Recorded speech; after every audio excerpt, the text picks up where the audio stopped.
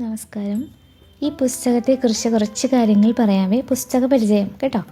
എനിക്ക് കൂടുതലും ഹോബീസിൽ ഞാൻ ഉൾപ്പെടുത്തുന്നത് റീഡിംഗ് ആണ്, വായന. അപ്പോൾ ഈ റീഡിംഗ് എന്ന് പറയുമ്പോൾ ഞാൻ കൂടുതലും നൃത്തവും സംഗീതവും ഒക്കെ ആയി ബന്ധപ്പെട്ട പുസ്തകങ്ങൾ വായിക്കാനാണ് ഇഷ്ടം.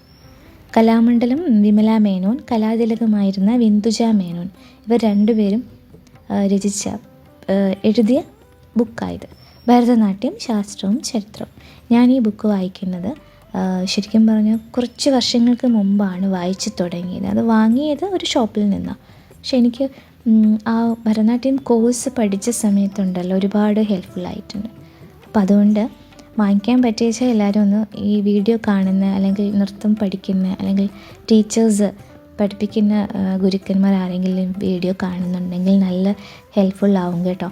എനിക്ക് അങ്ങനെയായിരുന്നു, അറിയാത്ത കാര്യങ്ങളൊക്കെ ഞാൻ മനസ്സിലാക്കിയത്. ഇത് കണ്ടോ, ബാണികൾ, അതായത് പലതരം ശൈലികൾ, ദേവദാസി സമ്പ്രദായം, എക്സ്പോണൻസ് കണ്ടോ, ബാലസരസ്വതി, തഞ്ചാവൂർ ക്വാർട്ടറ്റ്, പിക്ചേഴ്സൊക്കെ ഉണ്ട് കണ്ടോ, രുക്മിണി ദേവി അരുന്തേൽ, കലാക്ഷേത്ര ഫൗണ്ടർ, അങ്ങനെ ഒരുപാട് കാര്യങ്ങൾ ഇതിനകത്ത് പറയുന്നുണ്ട്. മഹാരാജ സ്വാതി തിരുനാളിനെ കുറിച്ചിട്ടും ഇലാബറേറ്റ് ചെയ്ത് പറയുന്നുണ്ട്.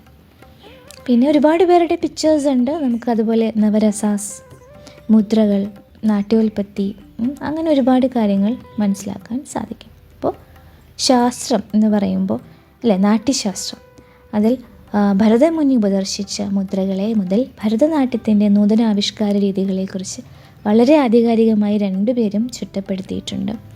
മസ്റ്റ് ബൈ ആട്ടോ ഈ ബുക്ക്. ഞാൻ എപ്പോഴും ഇങ്ങനെ ബുക്സൊക്കെ വായിച്ചിട്ട് ഞാൻ പറയാറുണ്ട്. അതുപോലെ ഈ പുസ്തകവും നമുക്ക് ഒരുപാട് അറിവുകൾ നൽകും. നാട്യശാസ്ത്രത്തെക്കുറിച്ച് ബ്രീഫായിട്ടും പറയുന്നുണ്ട്, ഇലാബറേറ്റ് ചെയ്ത് ലാസ്റ്റ് പാർട്ട് പറയുന്നുണ്ട്. പിന്നീട് നവരസാസിനെ കുറിച്ചിട്ട് ഡീറ്റെയിൽ ആയിട്ട് പിക്ചറൈസേഷനും ഉണ്ട്.